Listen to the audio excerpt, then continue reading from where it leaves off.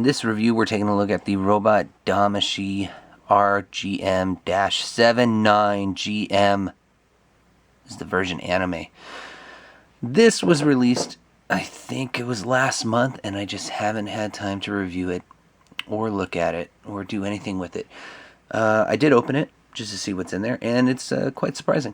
So taking a look at the front of the package, see a nice window showing the mass production GM. And yeah, this is number 209 in the robot Damashii line.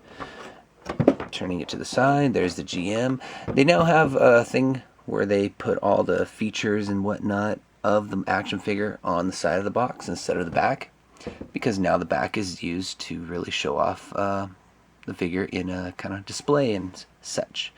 So it is a cool figure. It's an army builder, which I'm really proud of. Or not proud, but happy about. And yeah, really awesome. So let's open a box, see what's inside, and take a look at the figure. Opening the package, you of course get the figure with the clamshell and all its parts. But I wanted to show you guys this, which is really, really cool. And it's not the instructions, which you should always read, but you get a sticker or decal sheet for your action figure. And basically you can just put battle scars, bullet holes, scratches, and then also number designations on your mobile suit figure. So that is really awesome. I really hope they start doing that more and more often with the other mass production figures that they may come out with. Okay, so here's the GM, and I hope the lighting's okay. It kind of looks okay to me through the screen. But I want to do a quick comparison next to the Zaku 2, another army builder, and it is about the same height, which is pretty cool. So they look like the right scale next to each other. Gotta say, the color on this figure is pretty spot on from what I've always seen the GM colored as. It's not completely white. It's kind of like this grayish white with a tint of like blue, I want to say. It's really weird, but it's a cool color for this mass production unit.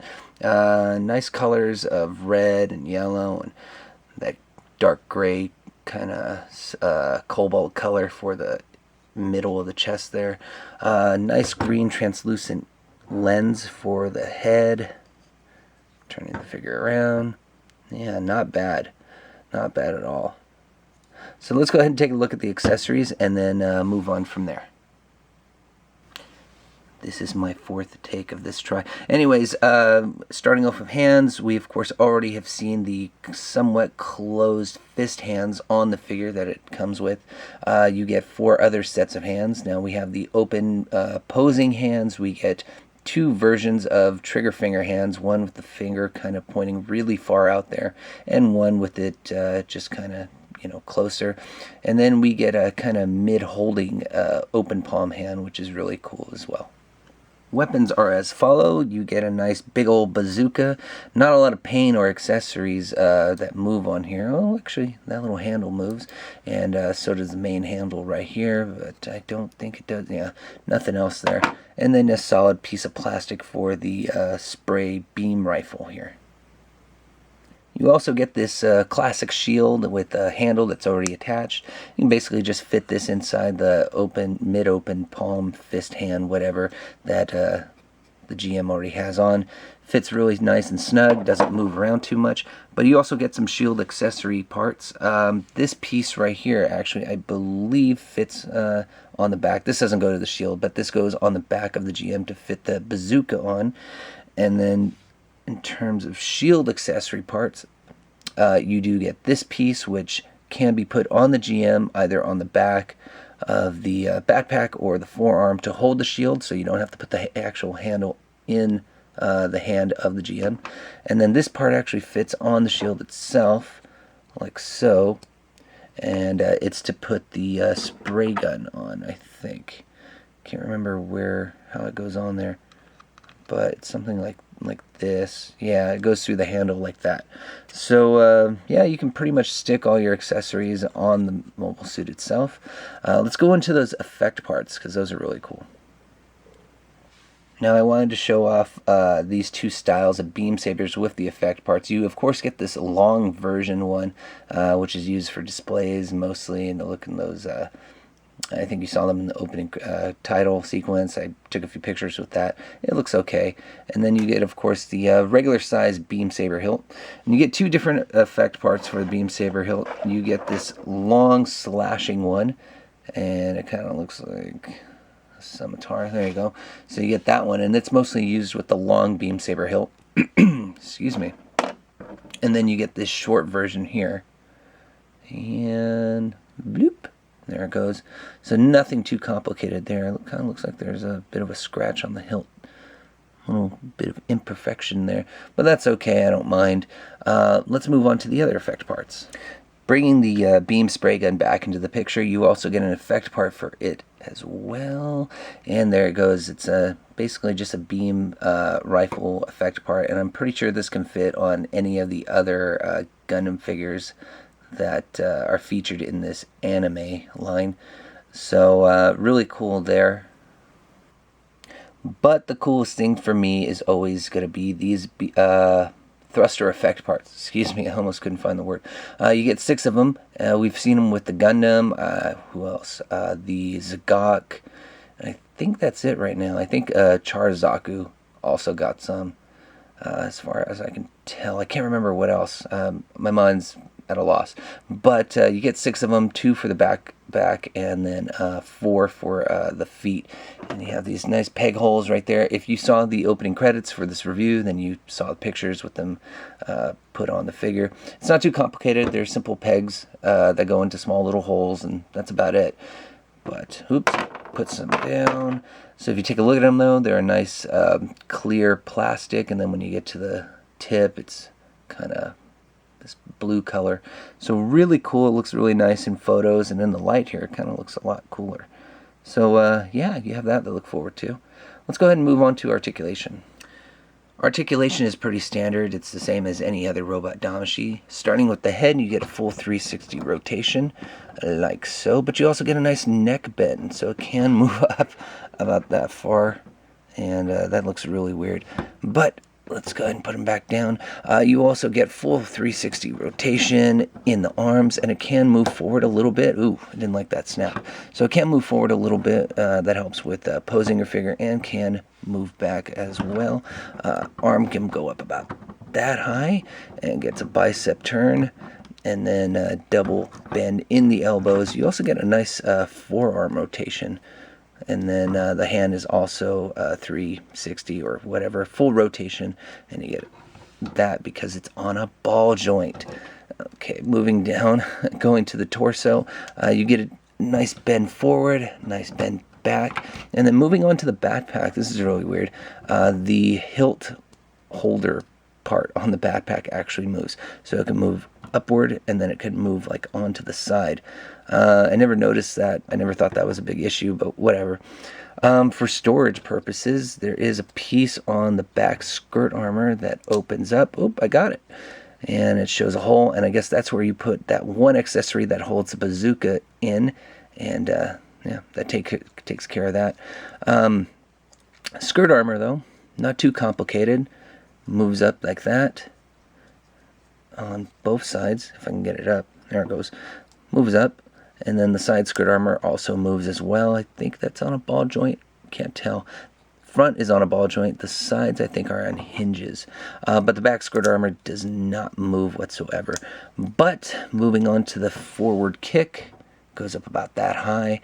We get a nice double bend in the knees. Really, really nice right there.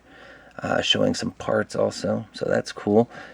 And then you get a nice thigh rotation, whoop, like so.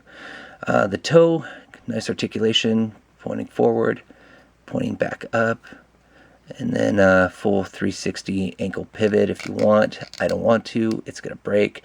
And then the ankle armor does move as well. So a lot of great articulation, like always. Nothing disappointing there.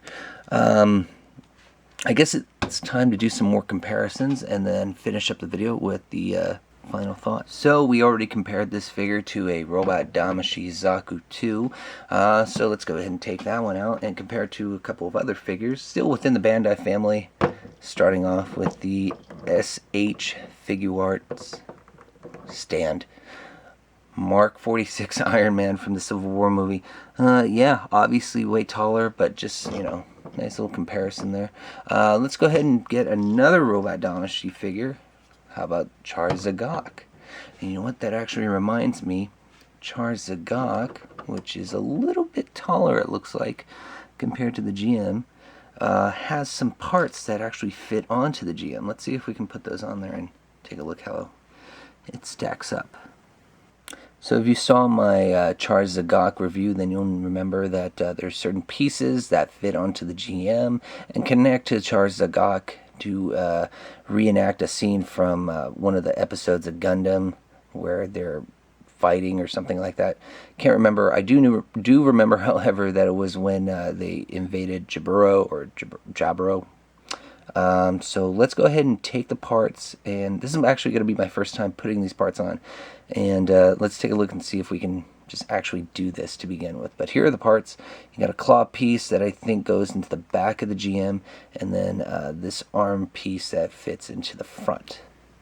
Getting the GM ready is pretty easy. There's this black piece on the front covering up the cockpit, and all you gotta do is basically just pull that off. I'll probably have to use a flat head. Oh, there it goes.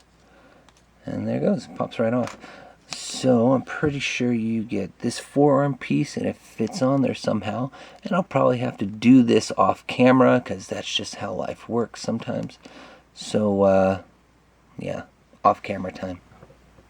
So yeah, not too hard. Actually, you got to put the thing in on at an angle, and I already swapped out the hands, so no fists, some dynamic open hands to make it look like it's being thrusted forward and something's going through it.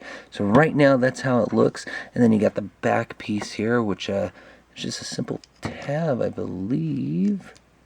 How does it go? Like that? That doesn't look right. Another time to cut, and then we'll come back. Okay, so here's the thing. I managed to get the parts on, but this is really, really shitty. See, this claw part does not want to fit the back piece. The back hole for the peg is very small. It's a lot smaller than what the peg on the actual claw part really is, and it is really tough to get it on there. It doesn't look right. And on top of that, connecting the figure and keeping the forearm part on the GM is a hassle in itself. So this thing is a pain in the ass. It's a bitch to do, but it does look pretty cool. So there's a nice little close look. It does kind of look like the Zagok is going through the GM, reenacting that great moment from Gundam history. Yeah, pretty cool. I realize this is a weird pose to put this figure in for the final thoughts, but I just wanted to go ahead and cave in and show you guys one more time the effect parts for the beam rifle and the thrusters and such. They really look cool, so putting this guy on display would definitely be a plus. I guess that's going to be my way of going into the positives for this figure. You get a lot of accessories for this figure for the price of it being around $40 or so. This is a really cool army builder. I really wish the Zaku 2 had just as many accessories, meaning thruster parts, explosion parts, all that sort of stuff, but it didn't.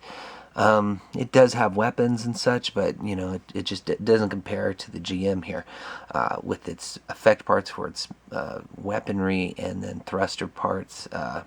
That's really cool. That's a big plus in my book. The price isn't too bad, being around $40, depending on what site you get it from. Could be more, but it was really cool that this is an army builder. We haven't had we don't get too many good army builders, and this is one of them. But yeah, it's pretty much it in terms of positives. It's a cool figure, and I've always been a fan of the GM, so very cool there. Negatives, I mean, if I had to point some out, it would be that the gimmick that it has for combining with the Zagok is a real big pain in the ass. I forgot to mention also that the torso does rotate 360, so it can rotate as well, which is really cool. So that's another plus. Sorry, I forgot to add that. But going back to the negatives, yeah, adding it to the Zagok, or the Zagok being added to the GM in terms of display, it's a fucking pain in the ass. I almost broke the bat pack, you know, trying to get that part on, and that's a big no-no in my book. this thing almost popped off. I heard a crack, and I was afraid I was going to have to put some super glue to the damn thing. So, yeah, really big negative. I really wish they had thought it out more carefully, and, you know, it would have looked a lot better. Any other negatives? Maybe it's too small in my book, but then I was kind of surprised by how small the Zaku 2 was. But I guess that's just the scale that they're going in now, and you know, that's fine as long as all the other figures in this series stack up to around the same correct height. Then that's not bad at all. If I had to complain, one other thing, maybe I wish there were more weapon accessories. Beam rifle, bazooka, and a beam saber. That's cool, but I kind of wish maybe there was a machine gun in there, a bullplop machine gun, or anything else like that. I think that's what it was called. That would have been a great addition. I mean, might as well. You're throwing everything else in there. Just why not one little piece of extra plastic for a rifle or something. But that being said, this is a great pick, and I highly recommend you guys buy it. I got mine from AmiAmi.com. They seem to be the cheapest all the time, and they're really fast in terms of shipping. I'm really sorry I didn't review this figure when it came out last month, but I am always busy with work, and I'm just way too tired almost every day. And so when I do get time to do stuff, whether it's to do reviews, answer emails, or ship stuff off, you know, it's far and few. So I gotta pick and choose. So yeah, but there's my review for the RGM-79 GM, whatever. Awesome figure. Definitely recommend it. Thanks for watching, guys. Catch you later.